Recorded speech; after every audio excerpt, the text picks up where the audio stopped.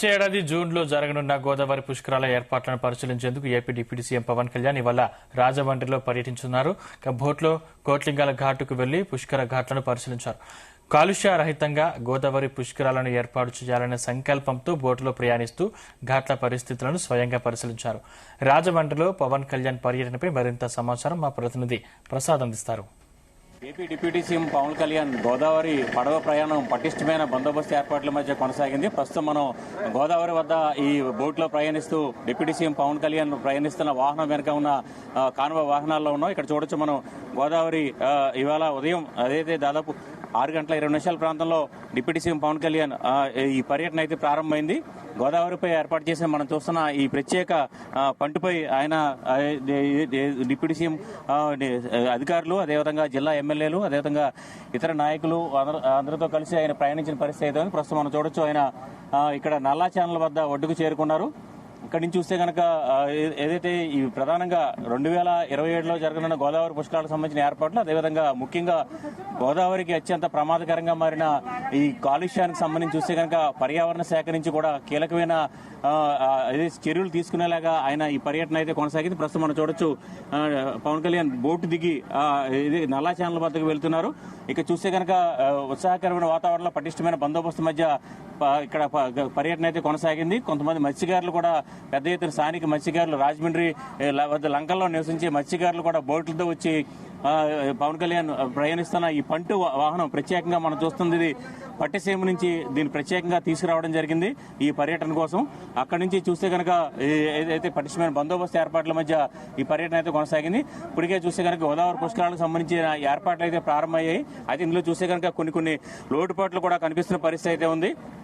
ముఖ్యంగా చూస్తే కనుక గోదావరి కాలుష్యం ఎప్పటి నుంచో కూడా దశాబ్దాలుగా గోదావరి కాలుష్యం అనేది కూడా పట్టి పీడిస్తున్న పరిస్థితి అయితే ఉంది. ముఖ్యంగా ఇటు కాలుష్య వ్యర్థాలు కావచ్చు, ఇక్కడ ఉన్న ఆంధ్రప్రదేశ్ పేపర్ మిల్ నుంచి వస్తున్న వ్యర్థాలు కావచ్చు, ఇతర కారణాలతో గోదావరి కాలుష్యం అయిపోతుంది. కాలుష్య రహితంగా వచ్చే ఏడాది జరగనున్న గోదావరి పుష్కరాలు నిర్వహించాలని చెప్పి కూడా ప్రభుత్వం భావిస్తుంది. ఈ నేపథ్యంలో పర్యావరణ శాఖ బాధ్యతలు నిర్వహిస్తున్న డిప్యూటీ సీఎం పవన్ కళ్యాణ్ ఎలాంటి కీలకమైన నిర్ణయం తీసుకుంటారా అని చూడాల్సిందే. ఈ వారం మనం చూస్తున్నాం, నేరుగా నల్లా ఛానల్ వద్ద మనం చూస్తున్నాం పవన్ కళ్యాణ్ అక్కడే నిలబడి చూస్తున్నారు. మొత్తం అక్కడ గోదావరి కాలుష్యం పరిస్థితిని కూడా మనం చూస్తున్నాం.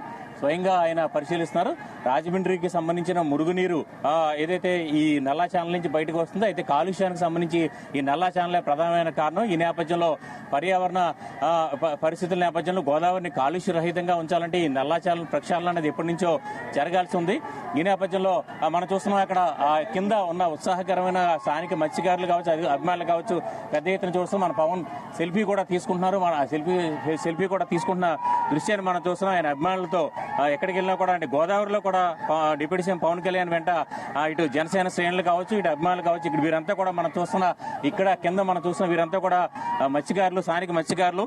పవన్ కళ్యాణ్ కోసం ప్రత్యేకంగా ఏర్పాటు చేసిన బోటు వద్ద వెంట వీరంతా కూడా పడవలతో కూడా ఇక్కడికి వచ్చిన పరిస్థితిని మనం చూస్తున్నాం.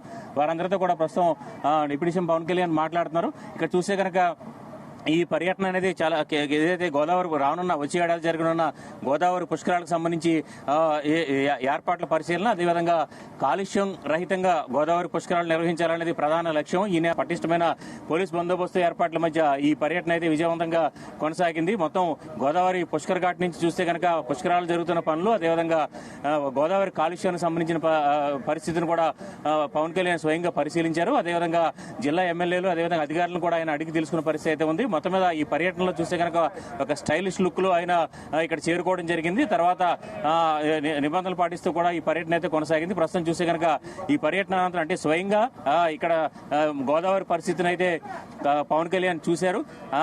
ఈ నేపథ్యంలో రానున్న పుష్కరాల ఏర్పాట్లకు సంబంధించిన ఎలాంటి దిశానిర్దేశం చేయబోతున్నారు, అదేవిధంగా ముఖ్యంగా గోదావరి కాలుష్యానికి సంబంధించి తీసుకోబోతున్న చర్యలపై ఎలాంటి ఆదేశాలు ఇవ్వబోతున్నారు అనేది చూడాల్సింది. ప్రస్తుతానికైతే పర్యటన ఈ బోటు పర్యటన ముగిసిన అనంతరం రివ్యూ కూడా ప్రారంభమై తదుపరి కీలకమైన అధికారులతో కూడా ఆయన భేటీ అవకాశం అయితే కనిపిస్తుంది. పూర్తిస్థాయి పోలీస్ బందోబస్తు మధ్య పటిష్టమైన బందోబస్తు, అదేవిధంగా ఎక్కడ కూడా లోటుపాట్లు లేకుండా ఈ పర్యటన అయితే అధికారులు విజయవంతంగా, అంటే డిప్యూటీ సీఎం పవన్ కళ్యాణ్ పడవ ప్రయాణాన్ని అయితే విజయవంతంగా పూర్తి చేశారు. ఇది ఇక్కడ తాజా పరిస్థితి. ప్రసాద్, జీ న్యూస్, రాజమండ్రి.